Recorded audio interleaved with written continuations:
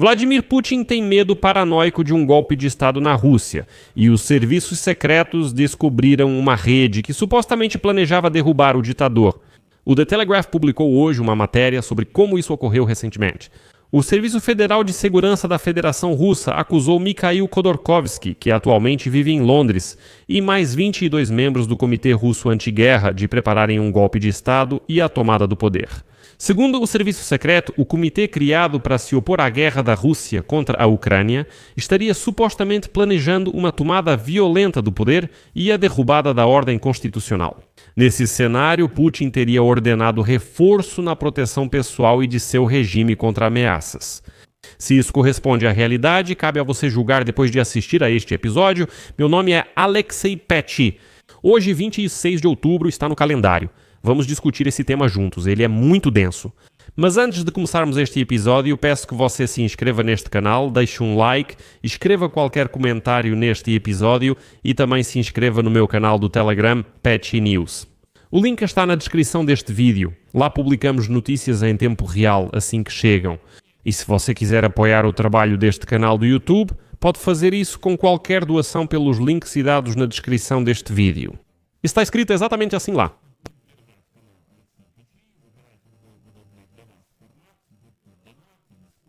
Então,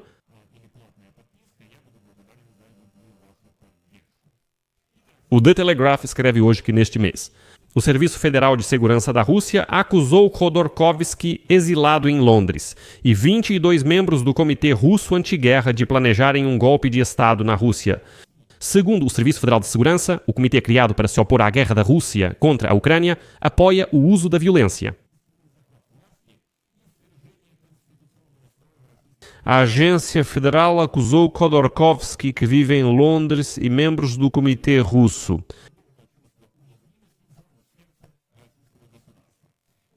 do comitê de prepararem um golpe de Estado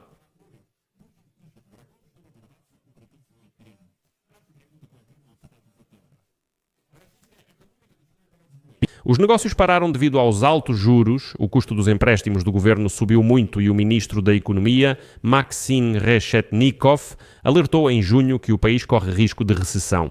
Cada vez mais surgem alertas sobre o potencial aumento das dívidas incobráveis, o que pode desencadear uma crise financeira. Estão surgindo pequenos focos de protesto.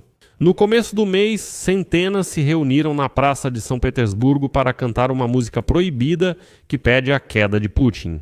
Enquanto isso, a Ucrânia está intensificando os ataques de drones contra refinarias de petróleo russas, prejudicando o fornecimento de combustível no país.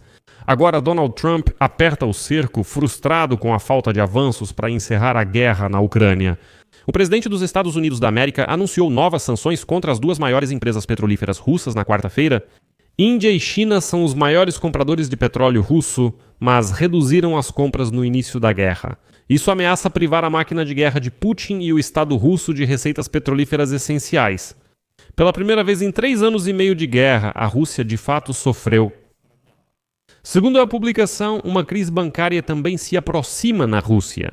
Uma das razões pelas quais a Rússia conseguiu suportar todas as dificuldades é que o Kremlin incentivou os bancos a conceder empréstimos às empresas de defesa. E para isso foi dado sinal verde para que concedessem empréstimos sem as habituais verificações de crédito ou reservas para cobrir possíveis inadimplências.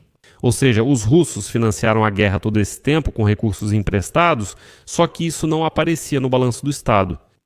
Estamos falando de somas colossais. Segundo a análise, cerca de 23% ou quase 200 bilhões de dólares em créditos corporativos inadimplentes de bancos russos são de empresas de armamentos. Isso equivale a aproximadamente 37% do orçamento anual do governo. Em seguida, Sergei Chemezov,